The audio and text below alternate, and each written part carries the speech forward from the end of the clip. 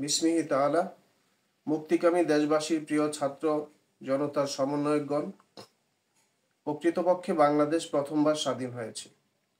কারণ ৭১-এর স্বাধীনতা ছিল নামে মাত্র কথার কথা, শুধু লাল সবুজের এক পতাকা মাত্র, যা ছিল ভূরাজনীতির কারো সহযোগিতা ও স্বার্থে, যার কুফল আমরা ৫০ বছর ধরে ভোগ করে এসেছি।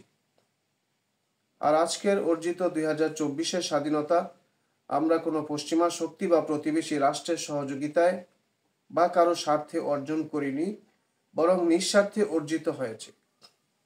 দেশের এই ক্লান্তিকালে আপনাদের প্রতিটা পদক্ষেপ ও সিদ্ধান্ত সবকিছু মাথায় রেখে নিতে হবে। যেহেতু দক্ষিণ এশিয়ায় আমেরিকার নিয়ন্ত্রণ কায়েমে সবচেয়ে বড় প্রতিনিধি হচ্ছে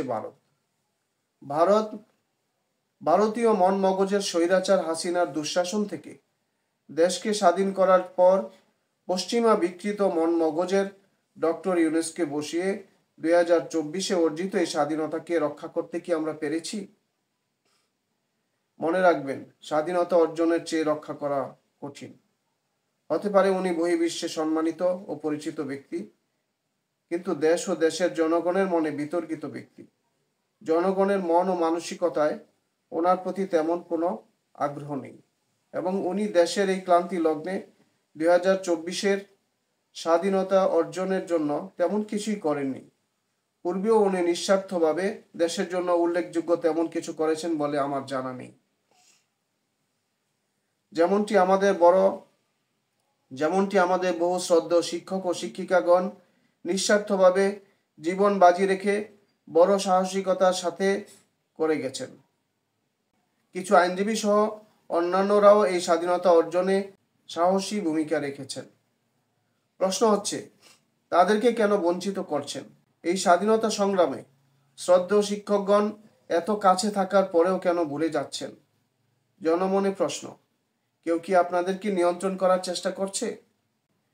যেহেতু বাংলাদেশের ৯০ থেকে ৯৫% জনগোষ্ঠী ইসলামী মূল্যবোধে বিশ্বাসী, তাই এমন মন মগজের ব্যক্তিকে প্রধান উপদেষ্টা হিসাবে মেনে নিতে দেশের সংখ্যাগরিষ্ঠ মুসলিম জনগণের মনে দ্বিধাগ্রস্ত হবে। এমত অবস্থায় আমাদের সাহসী শিক্ষক, সবার ভালোবাসা ও আস্থার কেন্দ্র জনাব ডক্টর আসিফ নজরুল স্যার অথবা জনাব ডক্টর সলিমুল্লাহ খান সাহেবকে প্রধান উপদেষ্টা করা হলে সবার মানতে সুবিধা হতো। ডক্টর ইউনূস সাহেব আন্তর্জাতিক পরিমণ্ডলে পরিচিত হলেও ধর্মীয় অঙ্গনে তিনি বড়ই বিতর্কিত। আমরা কোনো বিতর্কিত ব্যক্তিকে প্রধান উপদেষ্টা হিসাবে চাই না। তাছাড়া কাছে থেকে বীরত্বের সম্মাননা স্বরূপ উপরোক্ত দুইজনের বিষয়টি ভেবে দেখার বিনীত অনুরোধ রইল। বৈষম্য বিরোধী ছাত্র আন্দোলনের নেতৃবৃন্দের প্রতি। সবাই ভালো থাকবেন, সুস্থ থাকবেন। বাংলাদেশ জিন্দাবাদ। মা আসসালাম।